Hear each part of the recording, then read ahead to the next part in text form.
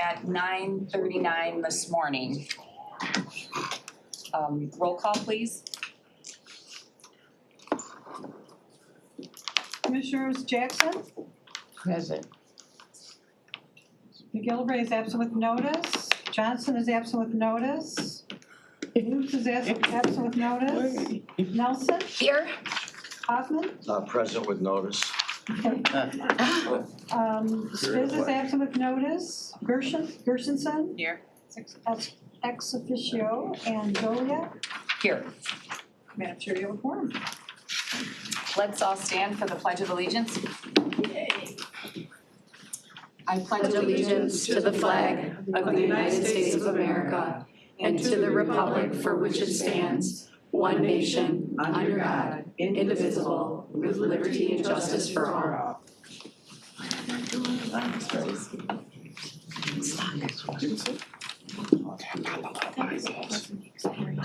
Okay, next we have approval of the minutes. Are there any corrections or changes to the minutes? Hearing none, I will entertain a motion to approve the minutes of September 19th, 2023. So moved. Second. By Hoffman, second by Commissioner Gershenson. Motion, please prompt the vote.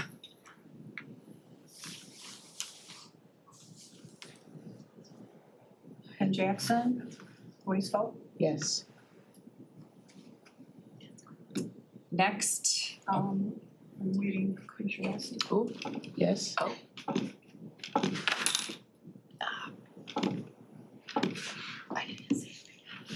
Madam Chair, you have 5 yeas, 0 nays. great, motion carried. The minutes are approved. Next is the approval of the agenda. Are there any changes or corrections to the agenda? Commissioner Nelson. Thank you, Madam Chair. I would like to amend the agenda to include miscellaneous resolution, Oakland County urging West Bloomfield School District to reconsider options of Roosevelt Elementary School. Okay, is there a second? Support. Okay. Supported by Hoffman. Please prompt the, we need a motion we need a motion to approve the amended agenda? Yes, Okay. well, it'll be as amended now. Okay. The item will be placed, Oh, the item will be placed on the regular agenda as item E? I'll get you so you can see things in a minute. Yes. okay. Okay, yeah, please prompt the vote to approve the agenda as amended.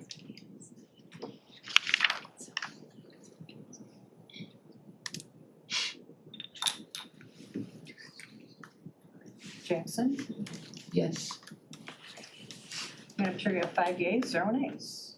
Okay, thank you. Next is public comment. Is there anyone from the public who would like to address the committee regarding items on today's agenda? I see we have quite a list. Okay, let's see. Just a reminder, you're limited to 3 minutes. Let me see, we have David Emmerling? Is that correct? Okay, up first.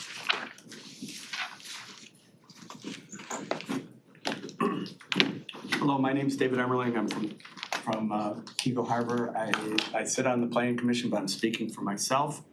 I've learned a lot about school districts in this fight for saving Roosevelt. And one thing that I find very interesting is they have superpowers that just can do anything that they feel without any oversight from the city. All of our ordinance that protect our city and our guidance of what our city is doing, a school doesn't have to, even the demolition permits don't come from our city. So I think there's something that needs to change because I don't know how many communities have an historic or a situation where we're half a square mile, less than 3,000 people in our little city. But Roosevelt is the heart of our city, and they have all the power to do whatever they want with that those 7 people to vote and to make the demolition of the direction of what they want to do. They created a committee that they called the Strategic Vision Committee. and there was 12 people on this. And this strategic vision committee had 3 board members on it, which for a majority is 4. And then the other 9 were administrative people that actually included the superintendent and the people that worked for her. And the people that worked for her, she brought people from Ferndale, so she has people that report directly to her. And they were the ones that made the recommendation for demolition, and we still don't know how they made that decision. But the point is not one of those people were from Keego Harbor, and the alarming thing is 9 of those people aren't even in the district, and they're making all the strategic direction for that. The school board also made 4 public comment community input sessions to help get input on this visionary decision that this committee made. And hundreds of people showed up to these from Keego Harbor speaking so passionately about saving Roosevelt. And the original visioning committee said demolition the building and builds 2 soccer fields in its place in the middle of our downtown. The only thing they got out of saving the building was eliminating the soccer fields. So they crossed out putting the soccer fields, but still left the demolition of the building. So the thing that Keego Harbor is doing is trying to make our little town a walkable town. We spent a lot of money with Bob Gibbs to do a study to show what a walkable district would look like. 170 different ordinances have been changed in the last year to make that walkable town a reality. The cornerstone of that is Roosevelt, and now they just want to knock it down. Interesting thing is they vacated the building, and we're not trying to keep it as a school. We just want to keep it as a repurposed building. The district themselves, when the drop ceiling fell, that they did an engineering study from SME asking about what happened, and no structural damage was found. The building is perfectly sound. I had over 8 or 9 contractors in the building, or developers that were interested in the building after the vote for demolition. They wouldn't let them in the building before the vote. I'm sorry to interrupt, your 3 minutes is up, so can you just? Yeah, I'll wrap up. Yeah, okay. So there is interest in this building. They never put it up for sale. And all the developers that came were all because the city of Keego Harbor all solicited them. By the way, when the developers came in, they weren't allowed to see the 2nd and 3rd floor. They found blueprints in the boiler room. They started taking pictures. They got yelled at. They asked how many classrooms there are in this building, and they were told, I gave you a layout, you can count them. So, and there was no follow-up. I thank everybody that's supporting us today. It's a wonderful thing to talk to people that actually understand what we're talking about, and thanks again. Thank you. Next, Susan Emmerling.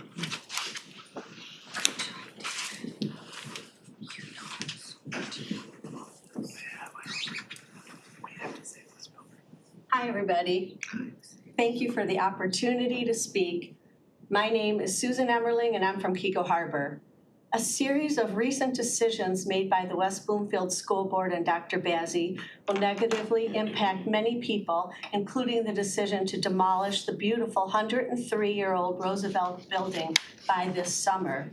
The vote was 5 to demolish, supported by Dr. Bazzi. Carol Finkelstein and Deborah Evans were the lone brave voices of reason, voting no. This is despite the fact that at the 4 community feedback sessions, the public overwhelmingly spoke out against demolition. In an online survey, approximately 80% of over 600 respondents opposed demolition and supported repurposing the building. In an online petition, in less than 1 week, over 750 people have now signed a Save Roosevelt building from demolition. Keego Harbor city officials, including our mayor and members of our planning commission, pleaded with the board and Dr. Bazzi to properly offer the building for sale and allow the building to be repurposed in a way that benefits everyone, including the district, the school district. For example, condominiums would bring students and tax dollars. The way this whole situation is being handled gives credence to the widely held perception that Keego Harbor, its residents and children are the Cinderellas of the district, ignored, displaced, and disrespected. Another important reason to save Roosevelt from demolition and allow it to be sold and repurposed is to help combat climate change, which is important for all of our futures, especially our children. According to the Environmental Protection Agency, even if you tore down an existing building and rebuilt it using 40% recycled materials, it'll take 65 years to recover the energy lost in demolishing that existing building.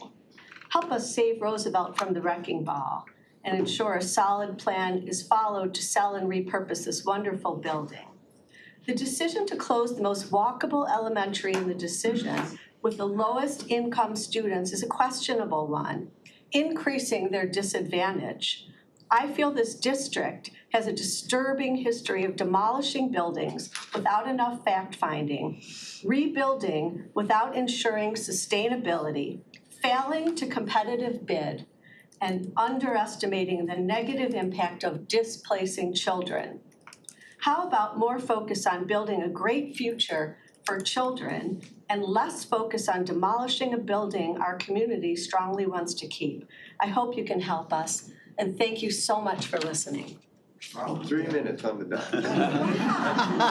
She practiced. Good job. Thank you. Okay, next up we have Marilyn, I apologize. Saludo. So, thank you. The V is silent. Okay. Like a salute with the O at the end. Good morning. Good morning. My name is Marilyn Saludo and I'm a Keego Harbor resident.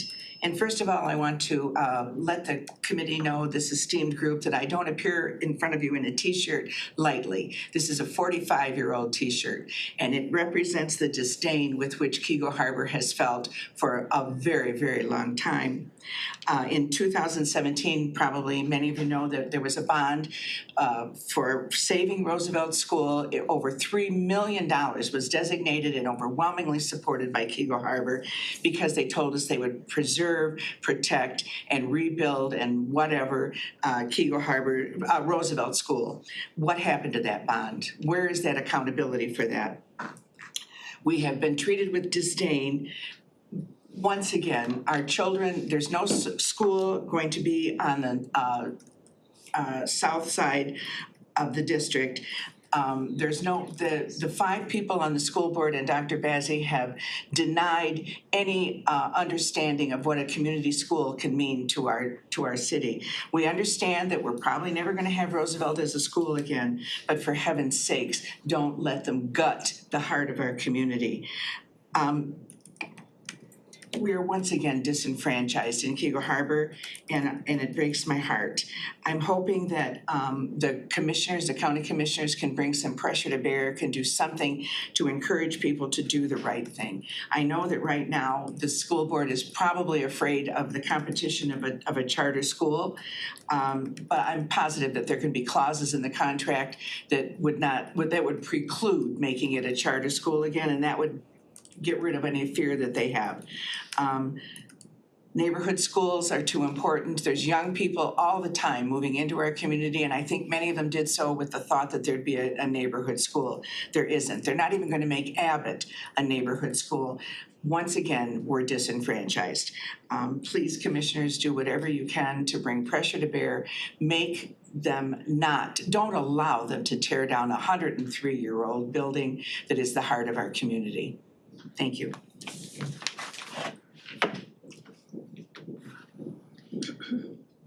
Next up, we have Christine Smith.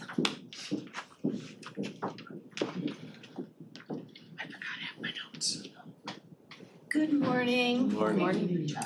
Okay, my name is Christine Smith. I'm a resident of Keego Harbor. I'm going to speak to you about saving the school and the building. I think that from what I understand, and David is way more up to date on it, but they didn't even consider this building from the very beginning. Not only the building, but not the school. And there's been some funny business, and I know that 2 people on that school board spoke up and refused to do a vote. They said it was inappropriate because they hadn't even considered Keiko Harbor. So that's unruly.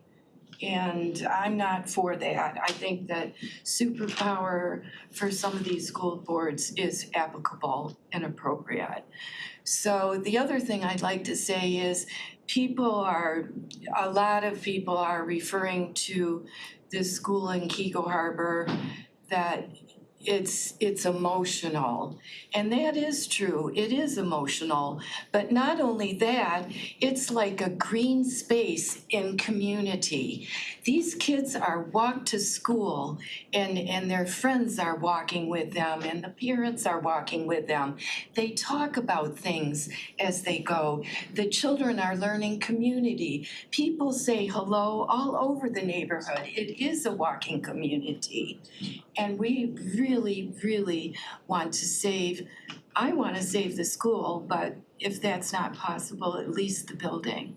It's important, and we appreciate anything that you can do to put the pressure. Thank you. Thank you. Next, we have Margaret Hursley.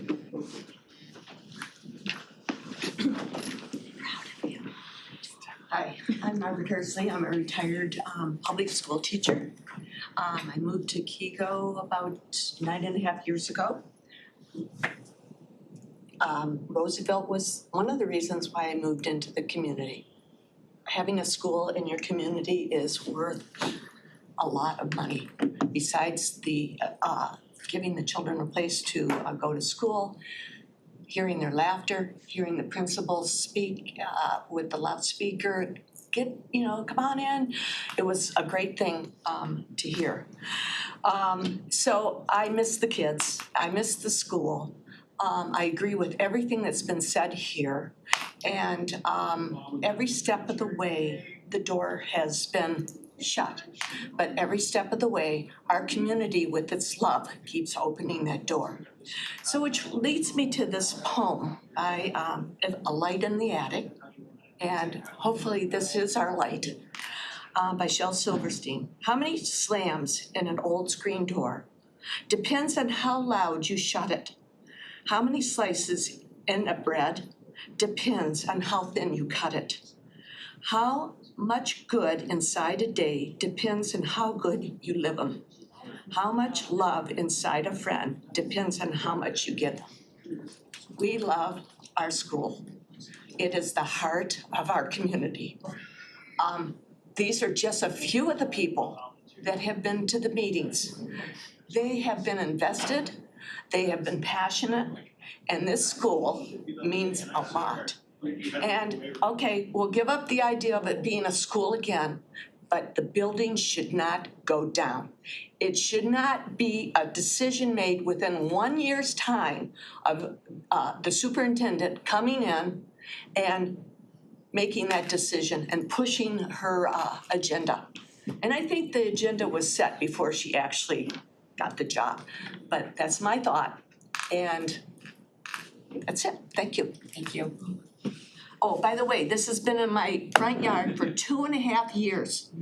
The writing was on the wall every step of the way that something was going to happen at the school, but we never really got answers to it. Yeah, leave that sign up there for the next speakers. That looks good, very good. Thank you. Next, we have Dwayne. Dwayne, I'm sorry. No problem. Dwayne Sonneville? Yep.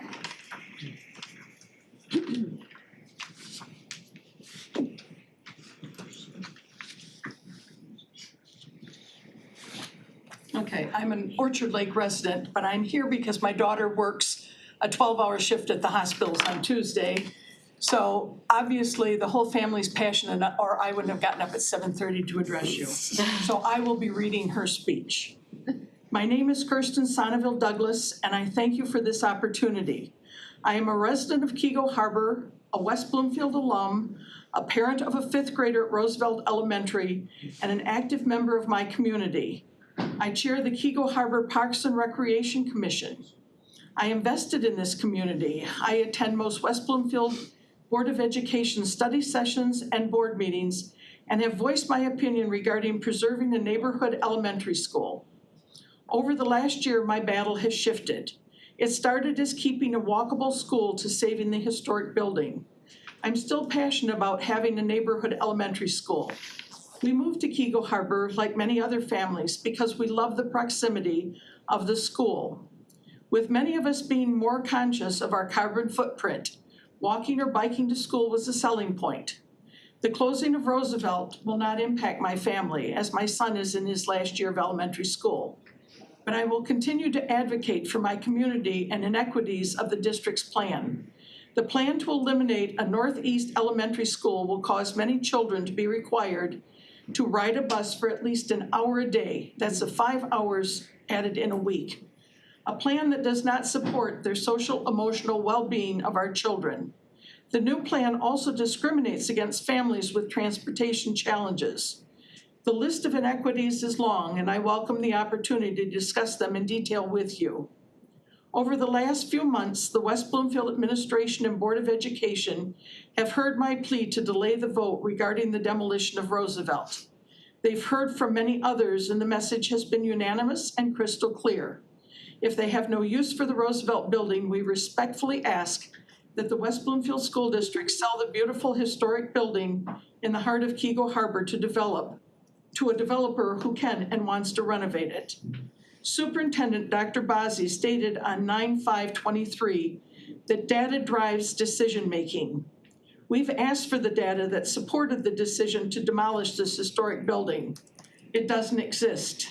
How can a committee make a fiscally responsible recommendation without knowing how much the property is worth or completing a cost analysis of the demolition proposal?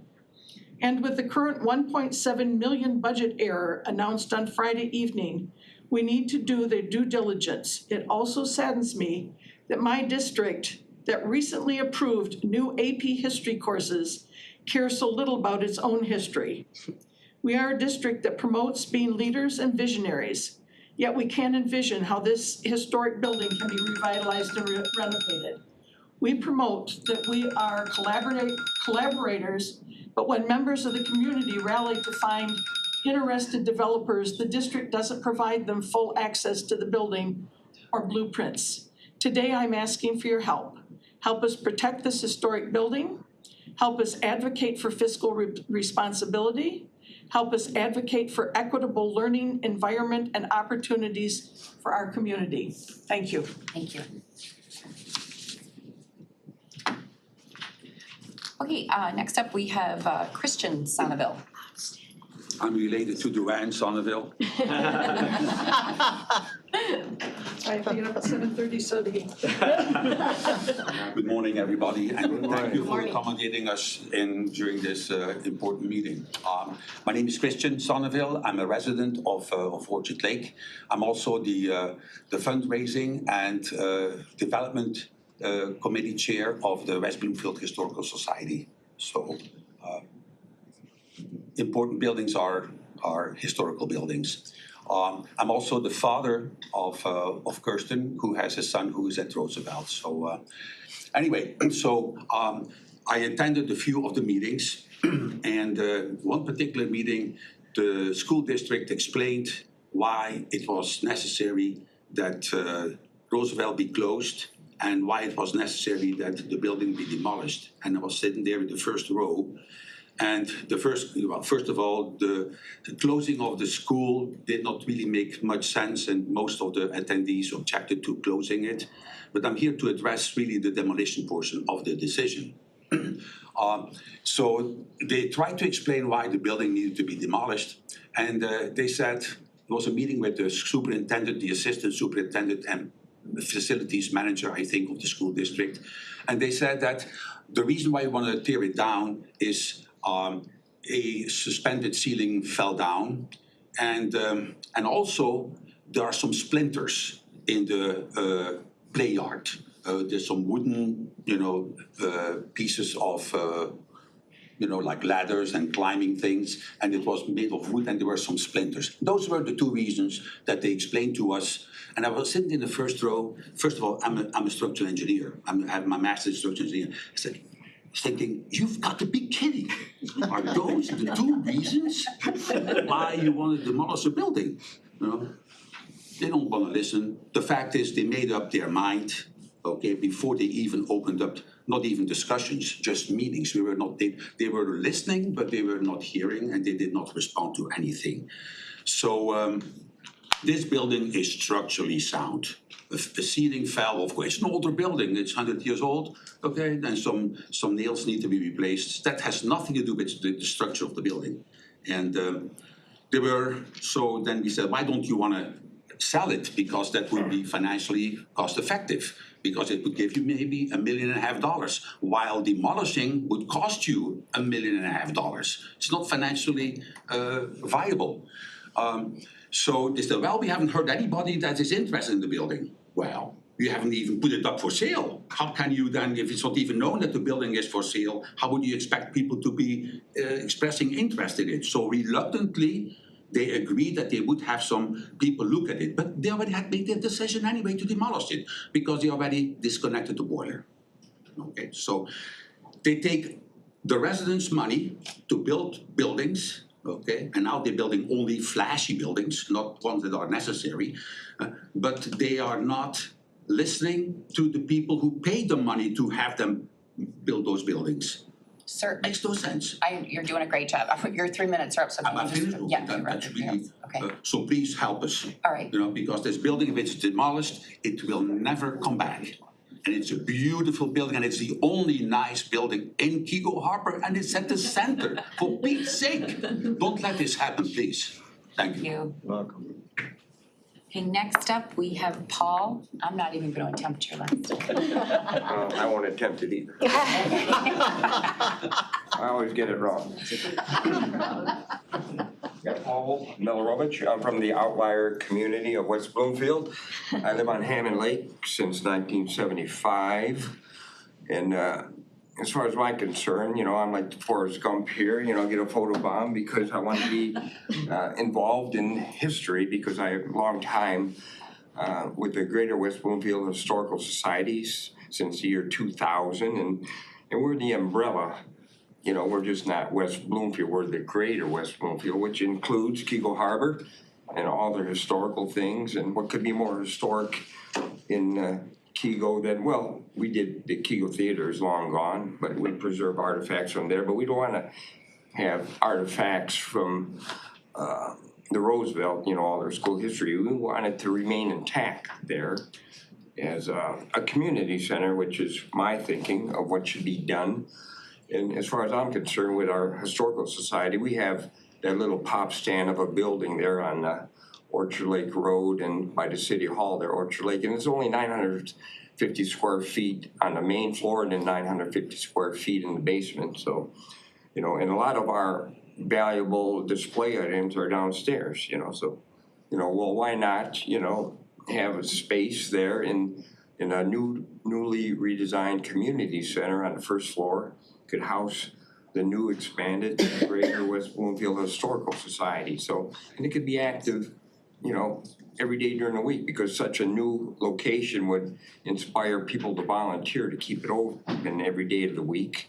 And you could have research, archives, and, for the Greater West Bloomfield area like Sylvan Lake, Orchard Lake, West Bloomfield, and of course, Keego Harbor could be there on display. So. And that's basically what I have to say, just to preserve the historical building. Of course, it's all about the outside facade of a building, and inside, you can modernize it, do whatever you want, or leave a lot of the old flavor intact. And they did it at the Hawk Community Center there in Farmington. Their their building there. Instead of tearing down Harrison Hill High School, the community of Farmington rallied together. The city of Farmington bought it, and $22 million later, well, they have a nice building, but I don't think the Roosevelt will be anything near 22 million because the Hawk is 245,000 square feet total, where the Roosevelt is 72,000 square feet total, so much more manageable to be reconstructed. And I'm sure these developers will take all the business for this too. It's not risk on West Bloomfield or the school district or even the city of Keego Harbor. Let the builder developer take it away, and and maybe some loft condos on the 3rd floor for all these hipsters that are around. They love that stuff. So, you could have active living units, 1st floor, maybe some minor retail, small retail shop in that, and 2nd floor, who knows, it's only based on our imagination. Thank you. Thank you. We're all done. Okay. The list is done. Is there anyone else that would like to make public comment? I just, Commissioner Huff. I would like to make a comment. There's one reason only, they want to tear that school down. They did the same thing in Waterford with the first school. They don't want somebody to buy it, put a charter school in there and compete with them, because you only compete on the football field. And I said to Waterford when they did it, I thought competition created a higher standard of excellence. But that's the reason that they'll blow smoke and mirrors and everything, but the real reason is they don't want any competition, and they'll destroy something like that, and they should be stopped. That's true. That's why I agree with it.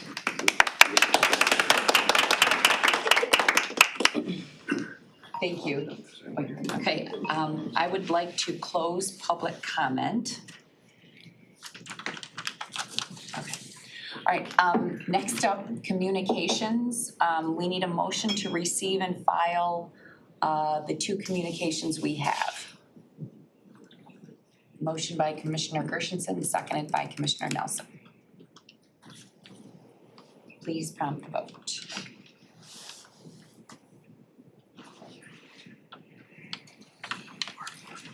Jackson?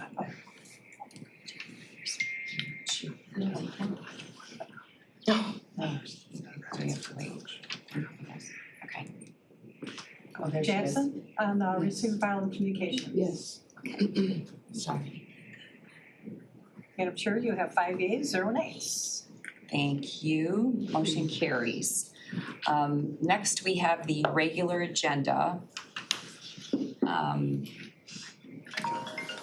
First up, we have Human Resources exempting Oakland County government from Public Act 152 of 2011 for calendar year 2024. Hello. If we can have a motion. Motion by Commissioner Nelson, second by Commissioner Jackson. Aye. Good morning, I'm Heather Van Pooker with the Human Resources Department, and I'm here to walk you through today Public Act 152. It's an annual requirement from the state of Michigan that local units of government make a choice about how they want to handle their compliance with this act.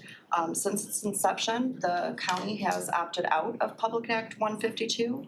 What that does is preserve flexibility and control for the county in how it wants to structure and administer its benefits program and its total compensation.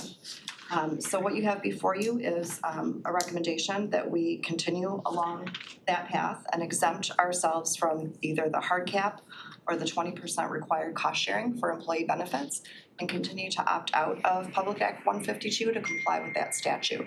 And I've provided for you some information about the numbers that are behind that, and I'd be happy to entertain any questions that you might have. Thank you. I do remember this in years past, always coming before LACA. So any questions, comments? Seeing none, please prompt the vote.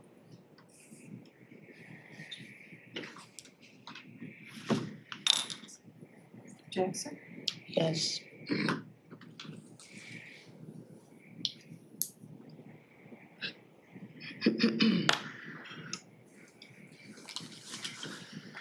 Madam Chair, you have 5 yeas, 0 nays. Thank you. Motion passes. Thanks. Next, we have Human Resources adopting the hybrid work policy. We need a motion to recommend to the board. Commissioner Gershenson, support. Commissioner Jackson, thank you. Is there any discussion on this item? Thank you, your eye. Yeah, go ahead, yep. So I would like to talk a little bit more about the request to remove the sunset for the hybrid work policy. Heather has been working with me on this as well, so she might jump in. A couple of things. First, I want to acknowledge in this packet are some reports. I do want to apologize for them not coming to you sooner. A couple of things with that were we were just working with our teams to make sure we knew and understood how hybrid was working. Lots of conversations with different departments about how they wanted to shift or how it worked within their own departments, as well as just trying to figure out how we could use Workday. Actually has a module that helps us support hybrid model scheduling. So we were trying to get that up and moving as well, making sure that we had access to be able to use that as a tool. Otherwise, I was gonna have to do, or HR was gonna have to do hand calculations. So that was another piece of it. And then of course, honestly, I didn't have a lot of staff over the last year and a half. I've just now started to get my bench. And so I was just kind of chief cook and bottle washer for a little while. So I do apologize for those being late. What we did have in here is some reports. We have a couple actually. One we have in here that how a hybrid work model helps support some of our KPIs for Oakland County. I don't know how much you guys want me to go into detail in the reports, but I just want to acknowledge that they're there and maybe answer any questions you might have. And then we have another report that kind of shows how we're managing hybrid, what it looks like now as it relates to what we call way of work here at Oakland County, and talking a little bit more about how we're using that. So I don't know, before I go into actual changes to the policy, would anybody like me to talk a little bit more detail about some of these reports that are in here for you? Commissioners, any questions on the report? Commissioner Nelson. Thank you, Madam Chair. April, I appreciate the honesty and the transparency with the reporting.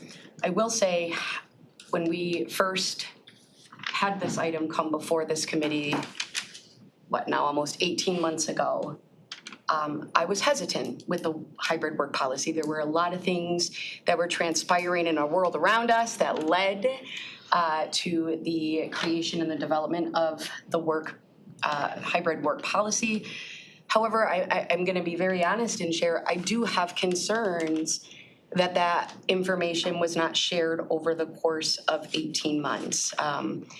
In the initial resolution, we were supposed to have received reports every 6 months with an annual report.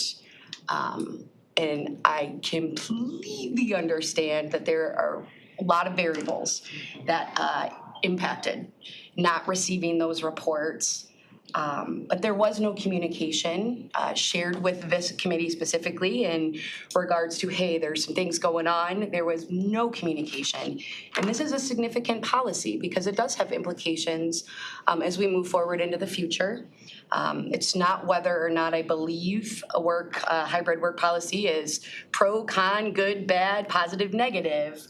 What concerns me is the limited information that has been provided over the course of the past 18 months. The one question I do have is, after reading the documents, does the county have any software to monitor the productivity of staff that aren't in the office? Because as I was reading the documents, it seems that it's unfair to place the responsibilities on department directors to monitor the policy implementation if we're not providing departments the tools. And I hear that there's a component in workplace, but I also believe that there's things that workplace doesn't have that could assist the department managers in implementing. And I'm all about making sure that if we're gonna create a policy, we need to make sure that we actually have the tools available to actually implement the policy.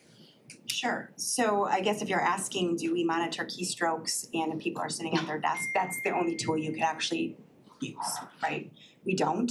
But we don't do that for people who sit at their desks either. So that's really what we're relying on, and we have been relying on even pre-hybrid, is that our department directors, our managers, our supervisors meet on a regular cadence with their employees to ensure that their work product is is maintaining the needs that they have for that department. And that hasn't shifted with COVID, or with hybrid. COVID and hybrid to me are like simultaneous here. But so there is no other tool that we would use that we wouldn't use for an employee that is not working hybrid. It's that constant communication, making sure assignments are in on time, making sure phones are answered, making sure emails are answered. And really, those are the same tools that we use with our employees who are working within the office. So but there are companies that do actually have, especially for those that are stuck at their seat, that they do monitor keystrokes and make sure that, there's somebody in front of that computer. We do not do that. We do not have the capability of that, and I'm not necessarily certain I would want to do that. So the tools we have right now, Commissioner Nelson, are really the same tools that our teams use for all of the employees, whether they're working hybrid or they are working in place. Excellent, thank you. Madam Chair, may I ask one more question? And I know this was a conversation that was brought up many times as we looked at this initial policy previously. But what are we doing to address the inequity of workers that would like to work hybrid but can't for various reasons? What are we doing to address that? Absolutely. I'm going to actually turn that over to Heather. There's actually a bigger component to this I'd like you to hear about. We've been talking through that for months, and what we found was there's really a need to take a broader, more comprehensive look at our benefits programming. And so we're undertaking an inclusive benefits analysis to really look at our comprehensively our entire complement of our benefits package. One component of that is exactly that question. How do we build and preserve equity among people that have very different requirements, whether it's to be on site 100%, if you have a hybrid option. There are other questions about people's needs for benefits depending on their age and stage in life, their earnings levels. There are a lot of things that really drive needs when it comes to benefits. And what our goal is to really craft an inclusive benefits program that can meet a wide range of those needs. I will acknowledge that we can't be all things to all people all of the time, but what we can do is really think strategically about that. There are so many creative solutions available now to kind of meet this as work changes so rapidly, especially in the last few years. And so I'm excited to have that comprehensive analysis completed. We're working with an outside expert consultant on that, and it is our goal and their direction to have that completed by the first quarter of 2024. So we'll be back with more specific recommendations about ways that we can create and preserve equity among a workforce that may not have that kind of access to hybrid. Thank you. Thank you, Madam Chair. Commissioner Hoffman and then Commissioner Jackson. Can you give me an example of somebody who can't come to work? I mean, we just talked about, I think the question was about people that stay home for a certain reason, but they want to work for us. Is that what we're talking about? Well, I think with hybrid, the majority of our departments limit hybrid to either 2 or 3 days a week. And so I think, and I think April will get to the proposal where some of the recommendations on continuing this would require departments to specify like collaboration days that everyone must be there, minimum staffing kind of requirements. So some people have a fixed schedule, for example, where everyone must be in the office on Tuesdays, for example, so the whole team is there. But people who choose to work hybrid and have an approved schedule may routinely work 1-2 days a week from home.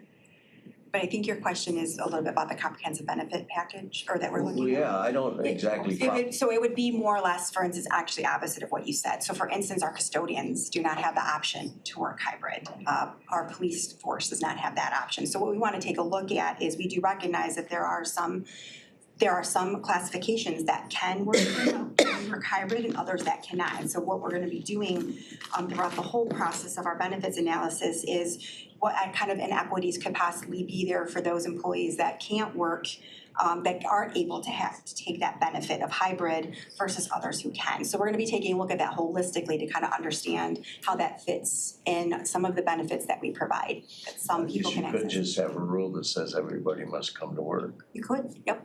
You can. And I have another concern too, is the fact that this county is spending approximately $120 million in Pontiac to move 600 employees there.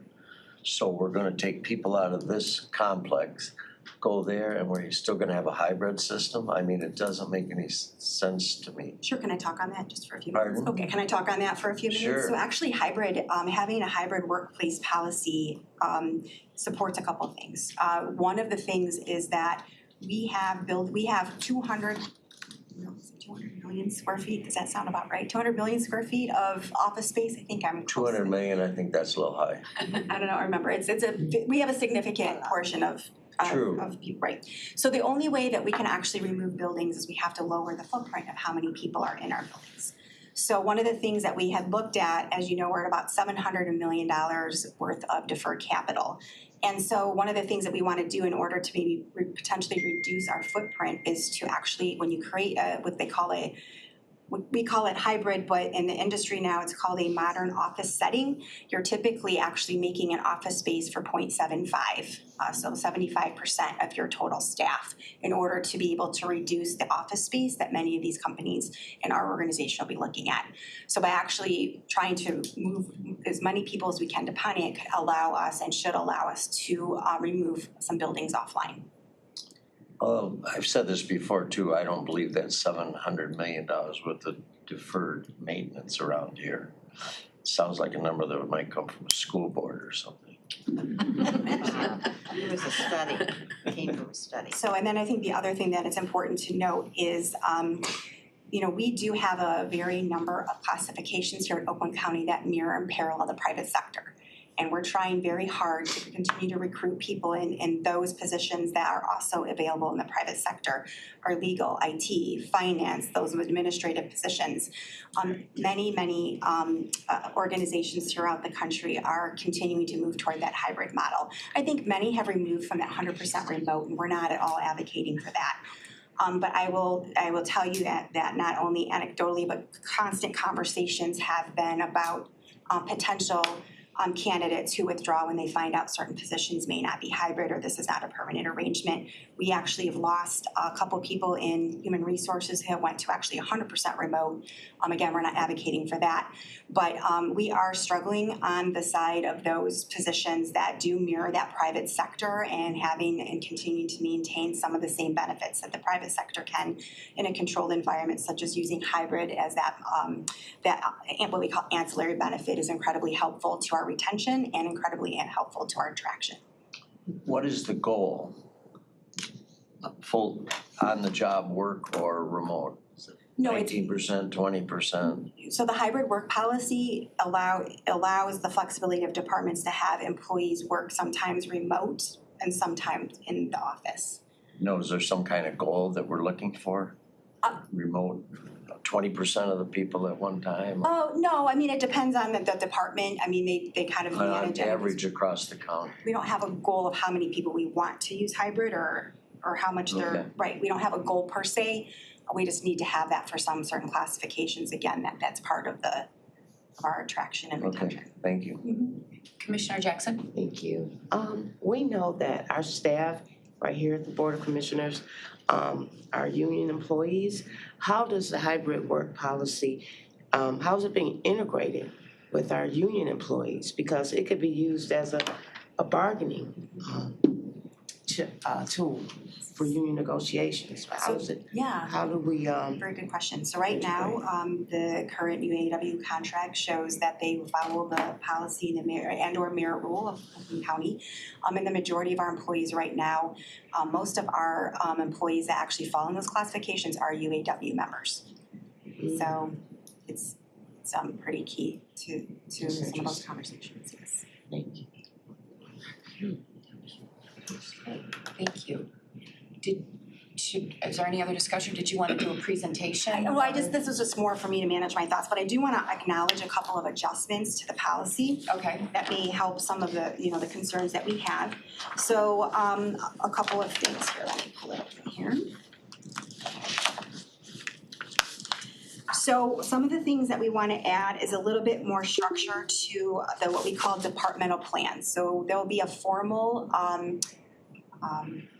template that we will have all of the departments who plan on using hybrid to follow, which includes ensuring that they know and understand and have a clear direction to their departments on their schedule of hybrid, making sure that they know and understand which classifications are provided. These are things that we've talked to them and had these conversations with them, but now we're putting it in a formal report that they have to give to Human Resource on the January of each year.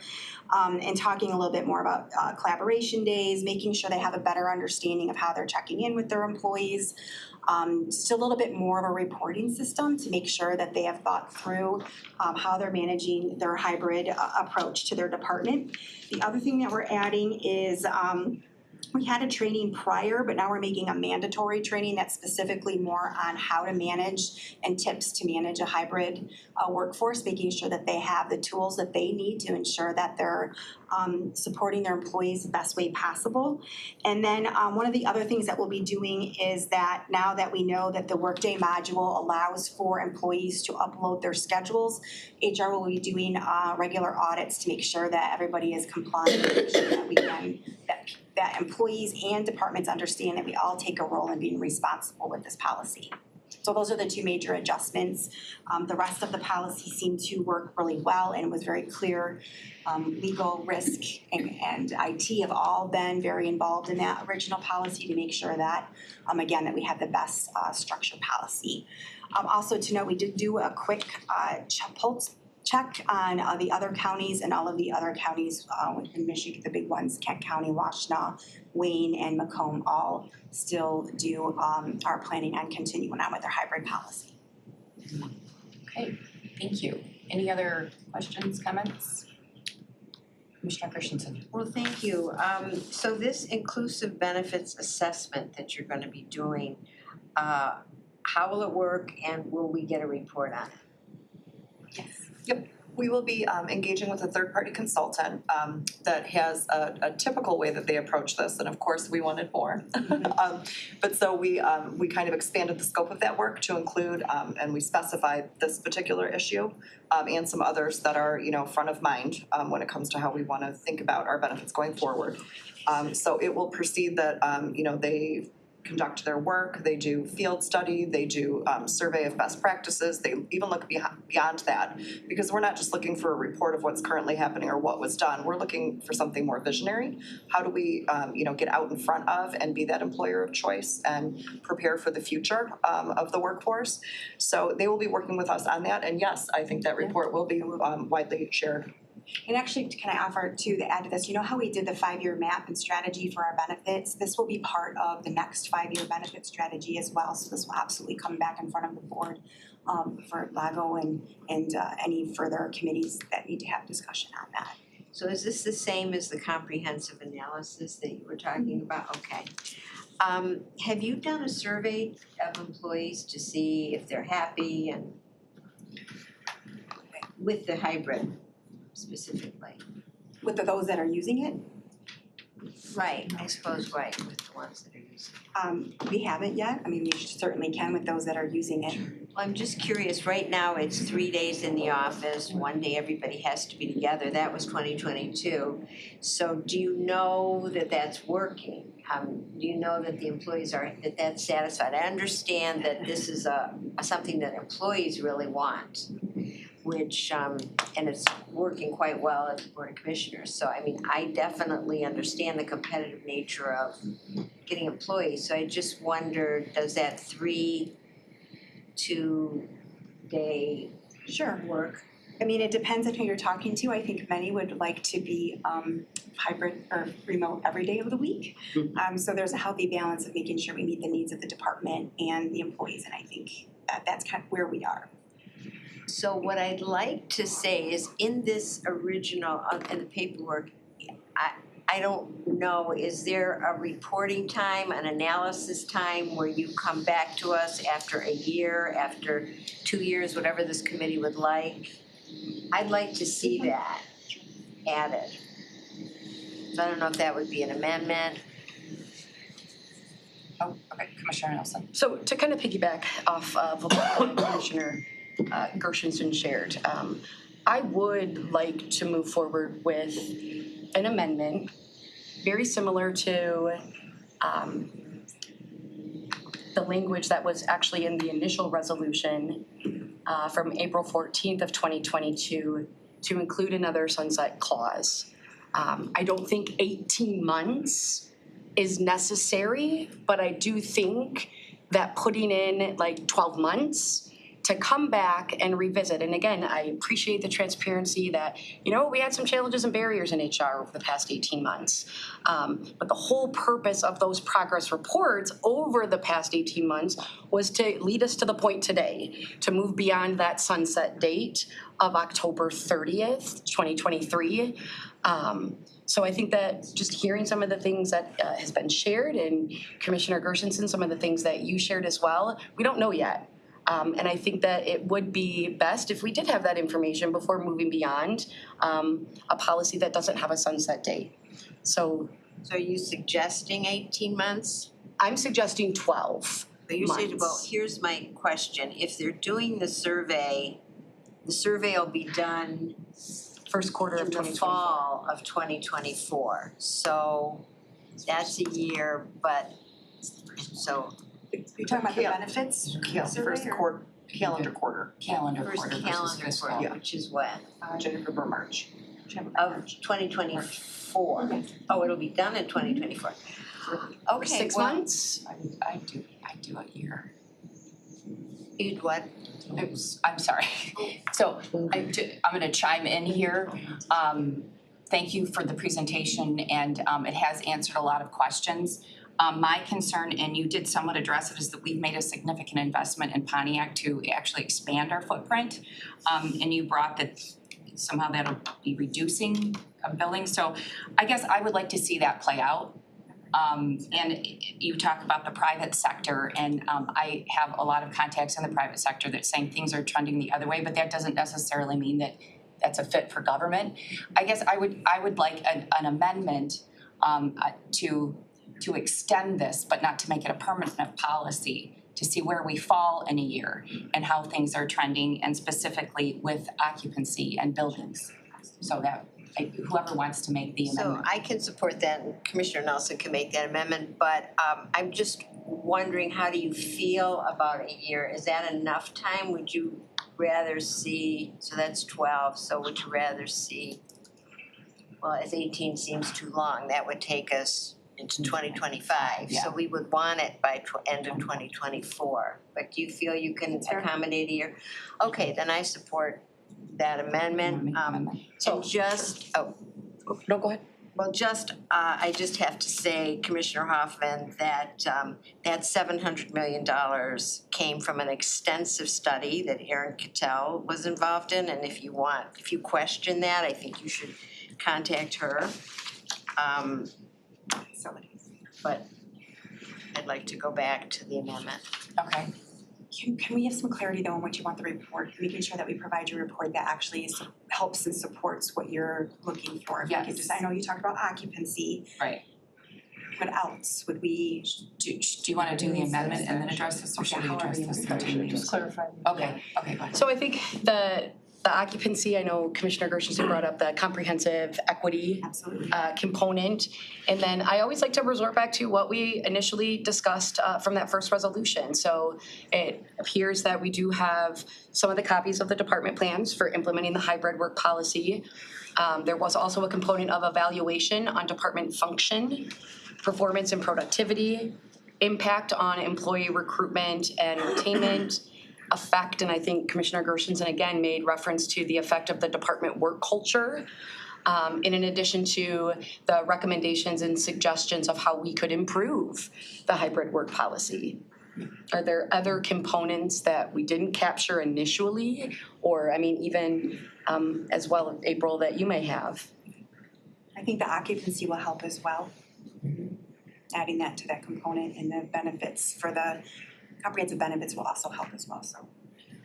Okay, so are you prepared with the amendment, or? I did talk with Amy, so Amy, how should we proceed forward with doing amendment on? You could add language to the existing motion, where it says effective November 1st, 2023, and add with a sunset or through a specific date. Can we get the language for that? Yeah, do we I'm sorry? do a quick recess? Yeah, I mean, I have amend the hybrid policy to add a sunset date. Is that Okay, of what? sunset date of, so 12 months from today? Today's October. So 10, We have end of October 2023, which is when it was set to end. We could be scheduled to sunset at the end of October 2024. okay, so October 31, 2024. So I'd like to, Motion. I'd like to make a motion to amend the hybrid work policy resolution by inserting, sorry, Is it the resolution or the policy itself that she's amending? Is it the resolution? It's a resolution. Yeah, Okay, the motion. okay, sorry. so to, no, that's okay, hey, I love it, process, procedure. To amend the resolution to reflect a sunset date of October 31st of 2024. And that would still implement the new policy with a 1 year. Correct. So it's a limited time for the policy. Yeah, instead of extending the existing policy, it would be adopting the new policy for 1 year. For 1 year, okay. And then did you wanna add a report to the committee? Should we add the reports that are needed? Or are there reports already? Well, let's check that. That's a good question. That's part of it. Pages is what you expected. Or the changes that you. Which So that's right. one of these? The numbers, suggested changes to policy. You can put the motion. Okay, so what's scheduled is trying. So how would we capture, So that's how we want to firm how up the would we capture the reporting requirements that we had set forth in the initial amendment or the initial resolution? I don't think it needs to be in the motion. Yeah, right. Have to be a motion, we can add it to our reporting requirements. And then when we come back to review it, Okay. they should have the reports. So Commissioner Gershenson, to go back to your reporting question, are you thinking of using the same reporting language that we did in the initial resolution? So it looks like Where is that? it is the last two, be it further resolved. Under item summary, under. So that was the question that we were just discussing in regards to the documents we have under this agenda item are the actual work policy, not the initial resolution. So I say yes. So the initial resolution discussed that the Oakland County Board of Commissioners, Legislative Affairs, and Government Operations Committee shall receive progress reports on the implementation of the hybrid work policy no less than 6 months, no less than every 6 months. And reports shall include but not limited to, and those were the bullet points that were initially discussed. And then in addition to that, there's also a further resolve clause that says that the report of the hybrid work policy and how it enhances and advances the Oakland County Executive's strategic plan and key performance indicator program objectives and initiatives shall be forwarded to the board 1 year after adoption and presented to the Legislative Affairs and Government Operations Committee. There's a 6 month and then there's the 1 year. So there's That's an fine. annual and then every 6 months. Fine. Is that fine? See you in April. Yep. Okay, so we have a motion. Do we have a second? Second. Commissioner Gershenson. All right, is there any further discussion? All right, please prompt the vote. On the amendment? On the amendment, yes.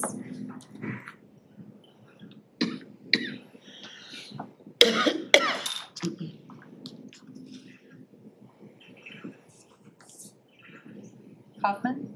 Yes. Yes. Jackson? Point of clarification, the amendment, we're voting for now to add to the current, resolution or the previous resolution, that's what we're amending? Or we're amending the Correct. policy We're amending to include a sunset date. to the policy?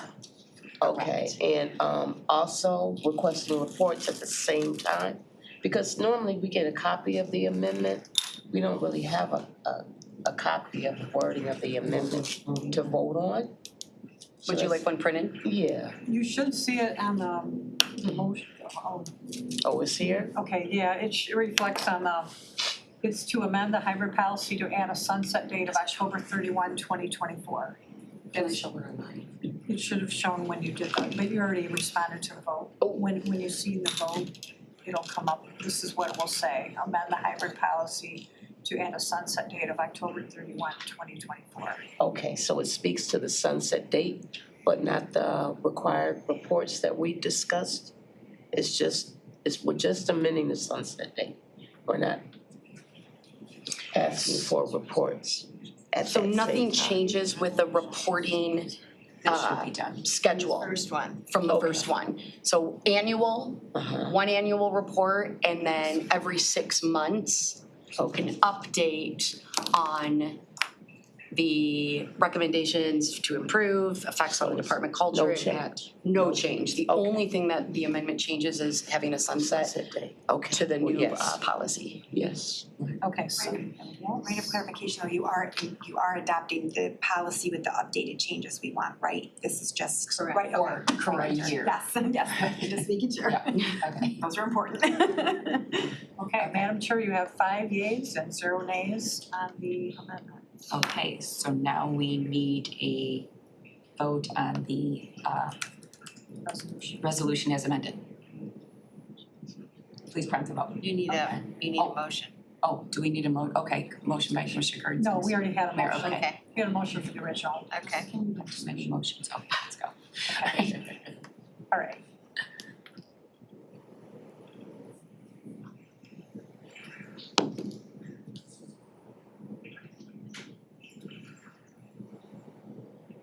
Jackson? Yes. Didn't pop up. Hubbard? No. Yes. Madam Chair, you have 5 yeas, 0 nays. Excellent, motion passes. All right, next, thank you. Thank you very much. Next, we have Board of Commissioners Materials Management Planning Committee.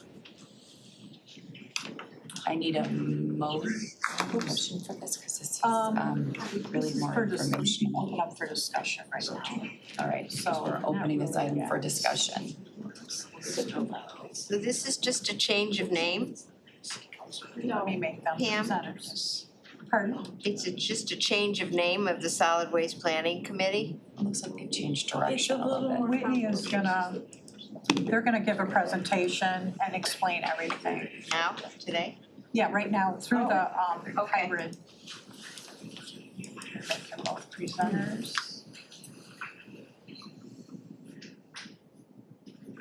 I can only make one at a time. Okay, so I can only make one presenter at a time, so Whitney, will you be beginning? I'll start. Kristen was going to begin, but can you see the screen? Yes. I can't see your presentation yet. There we go. Good morning, Commissioners. Thank you for the opportunity this morning to speak to you today about the Materials Management Planning Committee. I'm Kristen Wiltney with the Oakland County Economic Development Department, and with me today is Whitney Callio, one of our principal planners. Can you go to the next slide, Whitney? Yep, it's not going. Hold on. So both Whitney and I are in the planning division, and within the planning division, we have 3 main focus areas. We have our Main Street and Local Business Development Group, and they work with our local downtowns and historic preservation projects. We also have our Planning, Zoning, and Land Use Group that offers numerous trainings and reviews of community master plans, and they also conduct boundary zoning cases. And finally, where Whitney and I spend most of our time is the Trails, Transportation, and Environment Group, along with our colleague Brad Hansen. And together, the 3 of us within that group work with local communities, developers, and nonprofits. And we also manage the Brownfield Redevelopment Program, the Countywide Trails Program, the Michigan Green Schools Program, hazardous waste collection events, and also the County Solid Waste Plan. So today we would like to speak to you about recent changes in the law that went into effect and how it will impact the mandated solid waste plan for Oakland County. This year, the Michigan Department of Environment, Great Lakes, and Energy has been developing guidance around these changes, and Whitney has attended so many meetings and trainings. I want to turn it over to Whitney, and she can provide you with some additional background on the county's existing solid waste plan, and she'll also give you an update on how we are required to create a new materials management plan and the necessary changes to transform from the Solid Waste Planning Committee to a new Materials Management Planning Committee. So I'll turn it over to Whitney. Thank you, Kristen. And good morning, commissioners. As Kristen said, we'd just like to provide a little information about what has been going on with the solid waste planning law update. Many of you may know that there had been a lot of proposed changes to the existing solid waste laws for many, many years, really focusing more on materials management rather than disposal. So in December of last year, the legislature did pass the updates. That's to Public Act 451, the Natural Resources and Environmental Protection Act, specifically Part 115, which is the solid waste management portion of that legislation. So that was passed in December of last year. The updates went into effect on March 29th of this year. As part of that update, the director of the Michigan Department of Environment, Great Lakes, and Energy will be calling on counties to prepare these materials management plans. We anticipated that would be at the end of last month, but we're still waiting on the official notice and call for those plans to come out. As I mentioned, the new plan will focus more on utilizing materials to their best and full potential prior to disposal, as opposed to just focusing on disposal capacity, which is what the solid waste management plans have.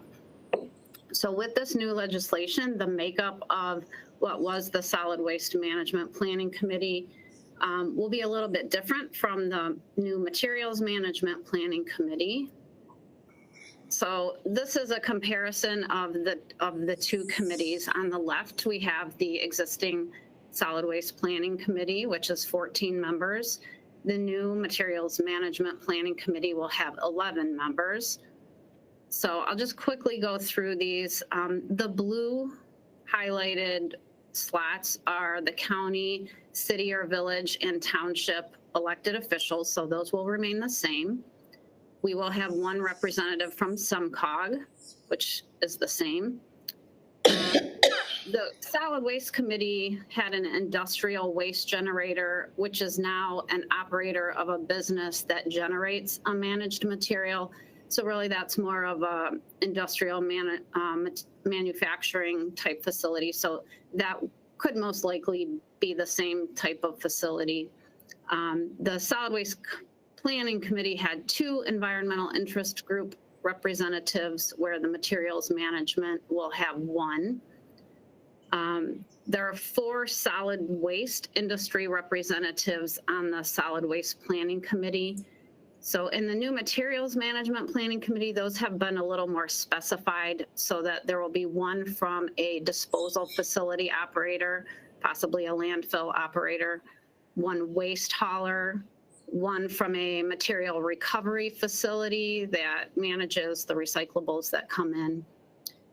And then in the new committee, we will also have a representative from a composting or anaerobic digester facility, and 1 from a waste diversion, reuse, or reduction facility.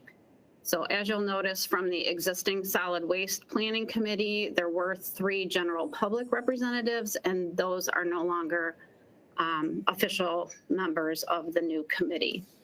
And per the legislation, the initial appointments for this committee will be 5 years. So this is just a quick timeline of what we anticipate happening in the next 6 months. As you can see, this is already outdated because we said the Eagle director will be calling for the materials management plan to be written, and we expected that at the end of September. It hasn't come out yet. So here's what we're looking for here is to seat our new Materials Management Planning Committee in December of this year, and at the same time formally dissolve the Solid Waste Management Planning Committee. in the beginning of 2024, if we remain on the schedule and everything goes through. We plan to prepare and publish an RFP with input and approval of the new Materials Management Planning Committee for a consultant to assist with writing the new plan. So we're hoping to accomplish that in the first quarter of 2024. And these are what we're asking of this committee, and I would like to thank Pam, Amy, and Patty from the Board of Commissioners staff for helping us to kind of walk through all of these steps and kind of advising us on how the committee process works. So the first meeting, which is today, we're asking to open up the application for new members for the new Materials Management Planning Committee, advertise that open application window, and select the closing date for applications to be received. We are suggesting a 3 to 4 week application period. I believe in the summary of this item, we suggested October 31st as the closing date. And then if we need to have discussion of dissolving that existing solid waste planning committee when the new committee is appointed. And then in another month, review the applications and select those who the committee would like to interview for those positions. And then interview the applicants, make the selections, send to the full board for approval, and again, formally dissolve the solid waste planning committee at that same meeting once the new members are put in place. So that's our short, quick summary of this portion of the materials management plan process and steps that have to happen, and we'd be happy to entertain any questions. Thank you, and thank you for the presentation. That provided a lot of clarification. And we're running a little bit behind, so thank you for the concise information. Are there any questions regarding this?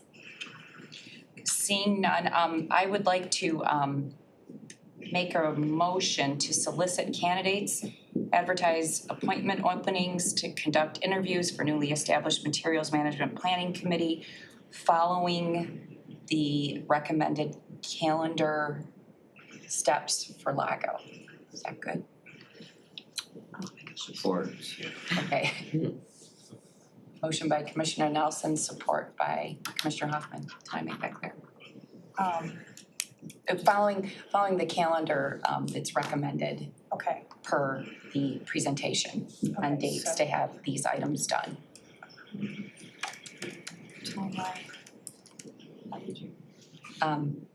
Per presentation. Okay. Recommendations.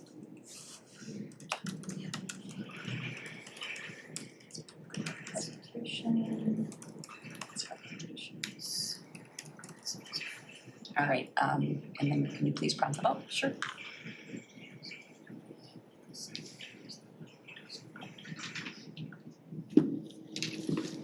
Jackson? Yes. Madam Chair, you have 5 yeas, 0 nays. Excellent, thank you. Motion passes. Thank you very much. Next up, supporting Michigan House Bills 4062 to 4063 and Senate Bills 205 through 207, prohibiting landlords from income-based discrimination. Motion by Commissioner Gershenson, second by Commissioner Jackson. We have Commissioner Cavell here. Good morning. Morning. Morning. So we have Lisa here, and she's gonna do all the talking about this. You're the sponsor? Yes. Do you wanna hear Hi, me I'm talk Lisa about it? Getman. Can you hear me? Yes, we can hear you. Thank you. Thanks. I'm the Director of Public Policy for Michigan Coalition Against Homelessness. And we're a statewide and membership organization, a nonprofit. But I'm also representing the Coalition for Expanding Housing Access, which is a statewide work group of over 120 housing advocates and organizations. We've been working on source of income protections during 3 legislative sessions now, and are extremely grateful that the Michigan legislature is prioritizing this issue with 3 Senate and 2 House bills pending that would provide source of income protections to seniors on Social Security, persons with disabilities on SSI, veterans with veteran benefits, and parents with alimony and child support income, among others. For many persons with low incomes, the only way to access safe and affordable housing is through housing subsidies, such as the federal government's largest rental housing assistance program, the Housing Choice Voucher, or former Section 8 program administered by Michigan's public housing authorities. Vouchers and other sources of rental assistance and income support can be a lifeline for people who are struggling to get back on their feet. However, the programs only work when landlords are willing to rent to voucher holders and those with other non-wage legal sources of income. Source of income is not protected under the Federal Fair Housing Act, nor the Michigan Elliott Larson Civil Rights Act currently. Outside of the few cities in Michigan with source of income laws, landlords around the state can still refuse applicants based solely on their source of income. All Michigan residents should have equal access to housing opportunities. We ask that city and county partners indicate support for the passage of this important legislation in the form of a resolution, and I hope you will favorably recommend this resolution today. Thank you. Thank you, Lisa. Thank you. So some more context, this is state law in 17 states in the District of Columbia. These bills that Lisa is talking about in the resolution before you are to get Jim Ryan, our lobbyist, to urge action on this because these are in the Judiciary Committee with Rep. Kelly Breen, and I think they've passed the Senate. So if any of you also know Rep. Kelly Breen, just make sure this gets on her agenda. But that's also effectively what passing this resolution would do. I have a question. How does this differ than the other resolution you brought like a year ago? Yeah, great question. So like a year ago, it was to get more cities in Oakland County to be encouraged to pass city ordinances. Okay. This would make it a state law. So that would cover, you know, everybody instead of like the county, you know, just a couple of towns in the county, yeah. Okay, all right, are there any? Enforcement, with the Michigan Department of Civil Rights and fines for landlords that violate it. Okay, are there any questions, comments? Commissioner Hoffman? I just have one question, and I agree that all income should be considered. But that's not the only criteria to allow somebody to rent an apartment or a house, because they might have a prior history of they meet the income requirement, but they don't pay their bills. So we all understand this, the fact that you have the income doesn't allow you to rent the apartment, because there's other criteria, right? Correct, and it doesn't dictate to the landlord that they have to deviate from their current eligibility process or criteria. It just says they have to include this other non-wage income that's legal in the whatever formula they use. Okay. They can't say, I won't rent to you because you have a voucher or a Section 8, which is very common right now. Okay. So Bob, when you as a landlord don't want to rent to someone with a voucher, find another reason after this becomes state law. Right. Find another reason. Yeah, credit score, all the other things. Well, those all, you have to include all that stuff. No, I know, I'm just helping you, because I get where your question was leading to. I appreciate that. I got you, man. So, any other questions, comments? So I appreciate to try to do this because there is a housing shortage right now, and renters and that whole kind of thing. My only challenges with this is that there's a complexity of criteria and that I fear an unintended consequence is that you'll lose people, landlords, because of this, which will then even reduce the inventory for rental or for housing even further. Do you understand that vouchers are guaranteed income as passive rents for landlords? I do, but the fact that we're having this conversation right now means that there's a challenge that this with the current system. Yeah, it's changing the current system, Right, correct? right. So that's Okay, yeah. understood. Okay. Any other questions, comments? I have one comment, a question. Some of the complaints I've heard about Section 8 are the requirements that the government makes the landlord go through to even be allowed to collect Section 8. And some landlords say, I'm not doing that. I can rent to somebody else and there's no issue with the government.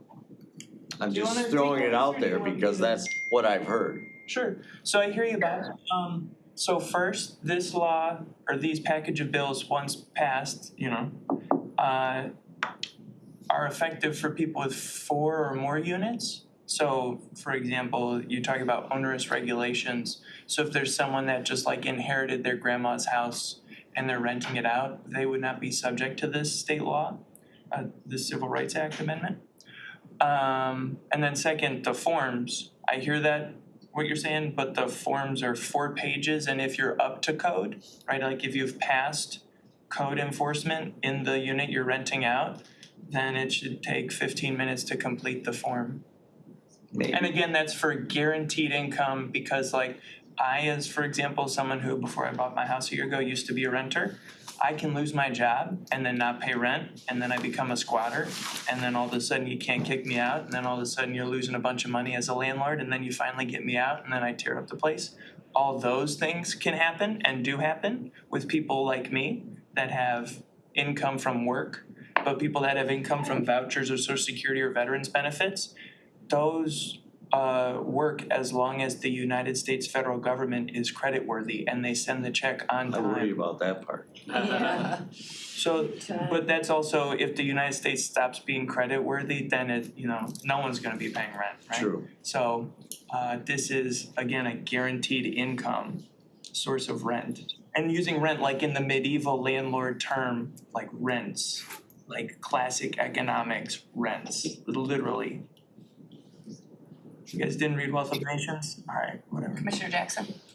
I just want to make a comment on this discussion, because right now it's a pure example of democracy and how we're talking about things from the landlord's perspective and the tenant's perspective and making this decision, which is good. And so, of course, I lean toward the tenant's perspective because I've been a renter as well. And so just hearing Commissioner Hoffman stated, what he's heard on the street is different from what I hear on the street. I hear Section 8 is a very good opportunity for landlords because their rent is guaranteed now while, the country is creditworthy. So I just wanted to make that comment. Thank you. So good to have 2 points of view around this. I agree. Any other discussion? All right, hearing none, please vote.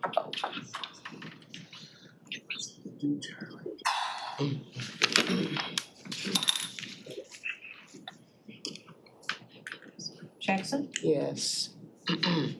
Madam Chair, you have 4 yeas, 1 nay. Thank you. Motion passes. Thank you. Good job, Lisa. Okay, next up, our last item is motion or resolution urging West Bloomfield School District to reconsider their plan to demolish Roosevelt Elementary School in Keiko Harbor. Do we have a motion? Commissioner Nelson, support by Commissioner Hoffman. Excellent. Any further discussion? Can I say brief? I know, Madam Chair, we are 5-6 minutes past. But as we heard this morning, there is a lot of passion and relentless support behind urging West Bloomfield School District to reconsider their plans to demolish Roosevelt Elementary School in Keiko Harbor. Just as a little summary, last month, the West Bloomfield School Board approved closing and demolishing Roosevelt Elementary School in Keiko Harbor. Roosevelt is a 103-year-old building and until recently was the oldest continuously operating school in Oakland County. Closing Roosevelt Elementary School not only will result in transferring over 340 students to surrounding elementary schools, it also means that there will no longer be any operating school buildings left in the northeast communities in West Bloomfield School District. And furthermore, Before demolishing a historical building, other options should be considered, such as repurposing the building or marketing and selling the building to interested developers. Roosevelt just isn't. I know a lot of us today spoke about Roosevelt being the heart of Oakland County, but I challenge that and say Roosevelt is the heartbeat of Oakland County, in a community that is less than a quarter square mile.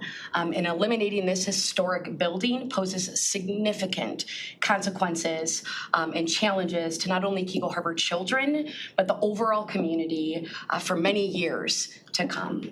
And so this resolution is a non-binding resolution that essentially, as it states in the title, it's urging West Bloomfield School District to reconsider their plans and go back to the table and look at other options that are available.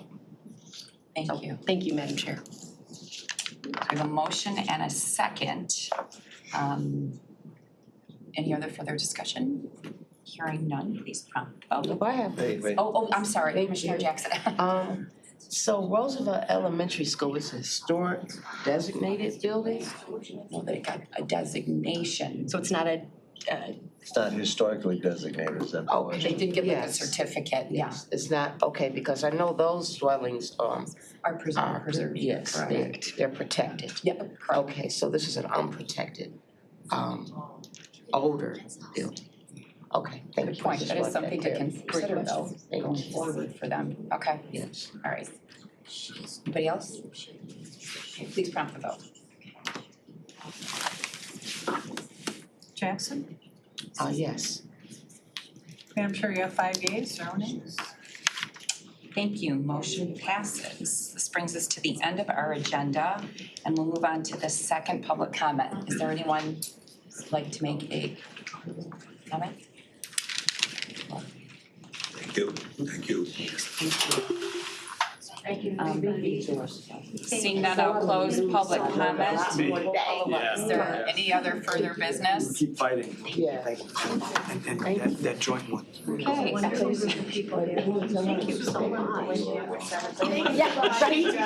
There is no other further business to come before us. Without objection, I declare the meeting adjourned. Nice job. Okay. Ran over, I don't remember.